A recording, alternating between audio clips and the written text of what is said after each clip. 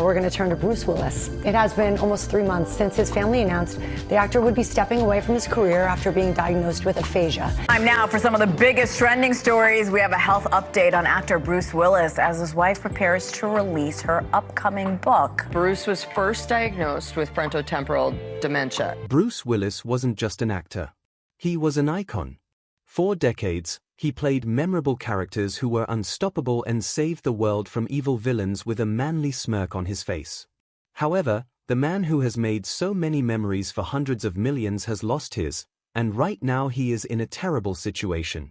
So, he is finally saying his goodbyes, and today we will tell you about his heartbreaking story. In March 2022, Bruce Willis's family dropped a bombshell. Bruce had been diagnosed with aphasia, a neurological condition that attacks the ability to communicate. He tries to speak, but the words won't come. He knows what he wants to say, but it's trapped inside his mind. Then it got worse. By February 2023, the family revealed the full details of what was wrong with Bruce. He had frontotemporal dementia or FTD. So, it wasn't just words he was losing. Bruce was losing himself as a whole, and the painful part, there's no cure, no way to slow it down. His family were doomed to watch him just decline. And it's more terrible than this, you'll see what we mean soon. On December 5, 2024, Demi Moore, Bruce's ex-wife, revealed something that was supposed to spread a sense of calm among family, friends, and fans. She said Bruce was in a stable place. But that didn't exactly have a calming effect. Because does that mean that there are periods where Bruce was erratic and out of control? What did she really mean? Turns out that at that point Bruce could no longer speak in full sentences, could barely read, and reports suggest he can't even walk or do anything physically exerting. Imagine that, the man who once performed his own stunts now struggles with basic movement. And his family and friends have to watch it all get worse each day. His wife, Emma Hemming Willis, described watching his language change as terrifying. And here is the haunting part, she noticed when it began. Bruce had a childhood stutter. So when his speech patterns started shifting, she thought it was just that. She thought it was a return of the old stutter. How wrong she was. If she had realized something was wrong, would Bruce be in a better place health-wise, or would he be doomed to still fade away? Emma then revealed a shocking detail that felt like a gut punch. Bruce may not even know what is going on with his health. Think about that for a second. Bruce could be in a limbo of knowing and not knowing what's happening to him. Despite how hard it was for her to witness, Emma is choosing to help Bruce find some enjoyment and warmth in these dark days. She is showing that her love wasn't just only for the good days. Well, until this next part happened. Emma is 46 years old and she married Bruce in 2009. Together, they have 2 daughters, Mabel, 12, and Evelyn, 10. So, imagine the pain going through her heart as she did this next part to their father. In August 2025, Emma made a decision that would spark controversy across the internet. She moved Bruce into a second home with round-the-clock caregivers. Then came the whispers and questions. Has Emma stylishly abandoned Bruce? Emma claimed that this would be what Bruce would want. She said Bruce would want his daughters to be in a house that was more tailored to their needs, not his needs. Would Bruce really want this? There is a possibility that he might not even know what's going on at all. Emma is trapped between helping her husband find comfort in this dark period and also being a mother who looks after the interests of her daughters. Has she made the right decision? At this point, Emma is not just Bruce's wife, she's his care partner. At least that is how she describes herself, and she is torn. She is watching her daughters grieve their father while he's still alive. Did she move him away because she didn't want them to be in pain anymore? She revealed that her daughters miss Bruce so much as he is missing important milestones in their lives. Bruce no longer remembers birthdays. School plays are now alien to him, and he can't even connect emotionally with his daughters. That's tougher than we can imagine. And the sad part, Emma is worried that her daughters may not even bounce back from seeing their lively and energetic dad fade away. Could this have lifelong consequences on her daughters? How is Emma supposed to hold it all together? This is extremely hard. But does this mean she is taking an easier route by moving Bruce away? On July 26, 2025, Emma had enough of the rumors. She asked people not to listen to anonymous speculation because it is careless and would harm her family. The truth is far more complex than a simple abandonment story. What that family is going through is a lot. Bruce's older daughter, Tallulah Willis, from his marriage with Demi Moore, opened up about her own experience watching her father change. What she said shocked everyone. Tallulah knew something was wrong, but instead of suspecting a medical condition, she suspected something else. When she tried to talk to Bruce before the diagnosis, she got unresponsiveness from him, so she thought her dad lost interest in her and didn't love her anymore. She didn't know it was the disease. Did she regret the conclusion she came to? Tallulah would later appear on TV on the importance of speaking out. Whatever she feels, Tallulah is now present more than ever, and she isn't the only one. Even her mother, Demi, Bruce's ex-wife, remains deeply involved. She's at family gatherings. She posts photos on social media showing the family together. On Bruce's 70th birthday, the entire family gathered to celebrate. So, was Bruce really that abandoned? What do you think? It wasn't only Bruce's family that noticed something was wrong. In the years before Bruce's diagnosis, between 2018 and 2022, he appeared in 22 films in 4 years. Most of these weren't big-budget blockbusters. They were low-budget, straight-to-video productions where Bruce's name alone could sell the film. He was reportedly making $2 million for just 2 days of work on some projects. He was overworked, and people on the set noticed something. They saw that something was wrong. In January 2020, on the set of Hard Kill in Cincinnati, actress Lala Kent was filming a tense scene where she played Bruce's daughter. The scene called for Bruce to come up from behind and save her from danger. He was supposed to say a specific line. Kent would duck, and then Bruce would fire a prop gun at the villain.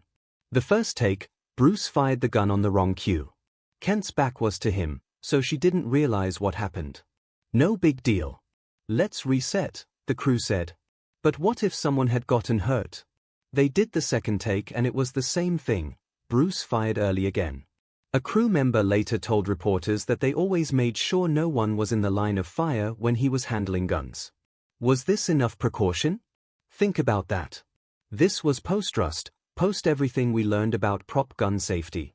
And Bruce Willis, the man who built his entire career on action sequences, could no longer be trusted with a prop weapon. It wasn't just about the props. Bruce didn't know what his lines meant. One crew member said they weren't annoyed by what was happening to Bruce, but they had to think of ways to not make him look bad. They found a way. Bruce was just being puppet, the crew member said. Look at that word, puppet. Bruce Willis, the action hero, was reduced to a puppet. Yet, the puppet show went on.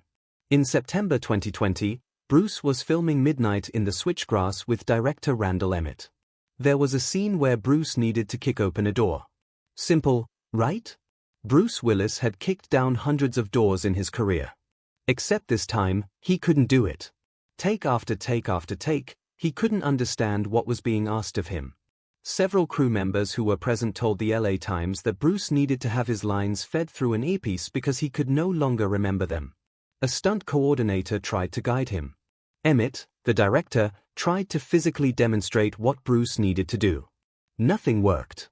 Emmett reportedly left the set in frustration, and Bruce just stood there lost. Later, Emmett called his then-fiancée, reality star Lala Kent, reportedly in tears to talk about how Bruce couldn't remember any of his lines and didn't know where he was. It gets dark, and you'll see what we mean. Alicia Havland, a prop master on the film, told reporters that Bruce's health struggles were an open secret on set. Everyone knew, but the cameras kept rolling. Even when this next part happened, director Mike Burns worked with Bruce on the 2021 film Out of Death. Before Bruce even arrived on set, Burns sent an urgent email to his screenwriter. The content of the email, he wanted Bruce to have fewer speaking parts. After the first day of filming, Burns realized there was a bigger issue at stake. Still, no one did anything. They just kept chucking Bruce into films. Jesse V. Johnson, who directed White Elephant in April 2021, remembered meeting Bruce before filming. Johnson had worked with Bruce decades earlier as a stuntman, but this time was different. Jesse revealed that this Bruce wasn't the same man he had worked with. The production supervisor, Terry Martin, said Bruce would tell them he would do his best while looking so lost. Bruce always gave his all. But the most chilling detail, two crew members on White Elephant recalled Bruce asking on set, "I know why you're here, and I know why you're here, but why am I here?" The man didn't even know why he was on set. Was he being exploited? The entertainment industry is brutal. Studies show that people working in entertainment are approximately 3 times more likely to struggle with mental health challenges compared to the general population. Actors have financial instability, work irregular hours, and their work isn't permanent either. All of these factors add up to making actors depressed. But there's something even more sinister at play here. Bruce Willis was a cash cow. His name alone could turn a $2 million budget film into a profitable venture. Directors knew he was struggling to perform. Crew members knew. Producers knew. And they kept casting him anyway. Even director Emmett, despite knowing Bruce's struggles, kept casting him.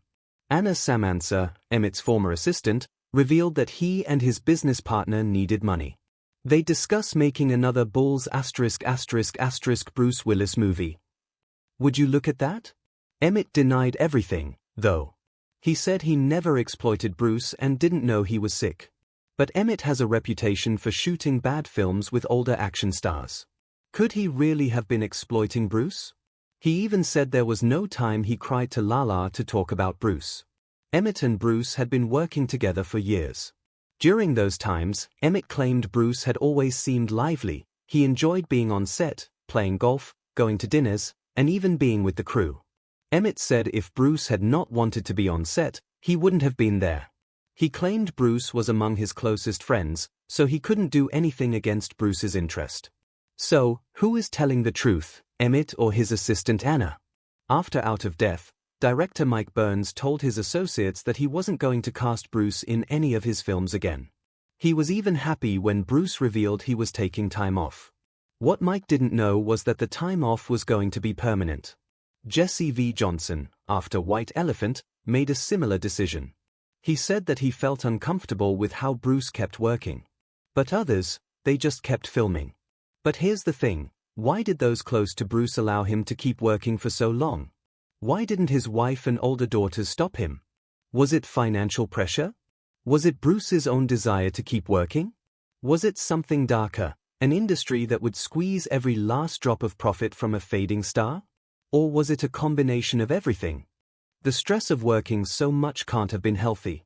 Now, we are not saying Hollywood directly caused Bruce Willis's condition. That's not how FTD works. About 40% of cases run in families, but 60% appear spontaneously. Still, chronic stress and overwork can absolutely impact brain health.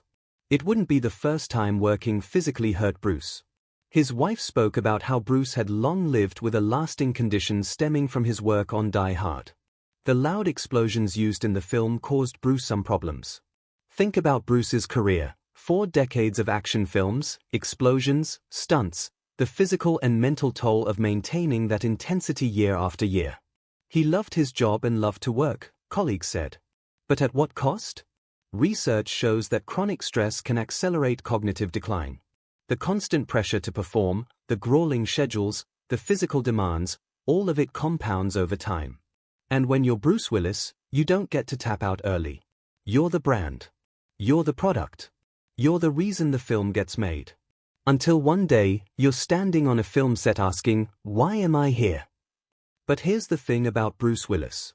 Even as his brain was deteriorating, even as he couldn't remember lines or understand why he was there, the moment the camera turned on, he was still Bruce Willis, the professional legend, the guy who could flip a switch and become the hero we all needed him to be. But the cameras eventually stopped rolling. And when they did, Bruce was left with a disease that has no cure, no treatment, no hope of reversal. The disease is less common than Alzheimer's, so there's less research on it. However, there's a glimmer of hope. In March 2023, researchers at the University of Sheffield published groundbreaking research in Science Translational Medicine about a potential nasal spray treatment for some forms of FTD. While this is a breakthrough, unfortunately it can't help Bruce. The treatment is years away from human trials, but it exists. And if Bruce's daughters carry the gene mutation that caused the disease, This research could potentially prevent them from experiencing what their father is going through. As of the moment this story was made, Bruce Willis is 70 years old. His condition is described as stable, which means it's not getting rapidly worse, but it's not getting better either. He's somewhere in that terrible middle ground where the disease has taken so much but hasn't taken everything yet. Emma continues to be his primary caregiver, or as she prefers, his care partner. Mabel and Evelyn visit their father regularly at his second home. Demi Moore remains an active presence in Bruce's life along with his 3 older daughters, Rummer, Scout, and Tallulah. They are all still there, despite the pain, the grief, and the inexplicable horror of watching the man they love slowly disappear. Because here's the truth that gets lost in all the headlines and speculation: this isn't a story about abandonment. This is a story about a family doing their absolute best in an impossible situation. This is a story about a wife who had to choose between keeping her daughters in a home designed for their father's medical needs or giving them a childhood that isn't defined by hospital equipment and caregiver schedules. This is a story about daughters grieving a father who's still technically alive but no longer recognizes them the way he used to. This is a story about an ex-wife who could have walked away years ago but instead shows up for family dinners and birthday parties because that's what Bruce would have wanted. And it's a story about Bruce Willis himself, a man who spent his entire career making us believe in heroes, now teaching us something far more important. Love doesn't end when the person you love changes beyond recognition. It is also a story of his death. When he was diagnosed, the countdown to his death began. And it could be any time from now. Are we all ready? Bruce Willis is saying goodbye, not all at once, not dramatically like in one of his movies where he goes out in a blaze of glory. No, this goodbye is slow, agonizing, and piece by piece. His voice went first, then his comprehension, his ability to move freely, and eventually his awareness of who he is. But what can we do as fans? We can learn from this. We can advocate for more research into frontotemporal dementia. We can support organizations like the Association for Frontotemporal Degeneration. We can have honest conversations about cognitive health and the warning signs we too often ignore. And maybe, just maybe, we can demand better from Hollywood. Better protections for actors, better transparency about health issues on set, and better ethical standards for when a performer is clearly struggling. Because Bruce Willis isn't the first actor to face dementia, and he won't be the last. Rita Hayworth, Robin Williams, Charlton Heston, and Wendy Williams, the list goes on. These aren't just celebrities. They're human beings who gave us joy, laughter, excitement, and inspiration. And when their brains start to fail them, they deserve more than being puppet through one last paycheck. They deserve dignity, rest, and goodbye on their own terms. Bruce Willis gave us decades of entertainment. Now it's our turn to give back by raising awareness, supporting research, and never forgetting that behind every headline is a real person, a real family, and a real tragedy that deserves our compassion. Rest well, John McClane. You earned it.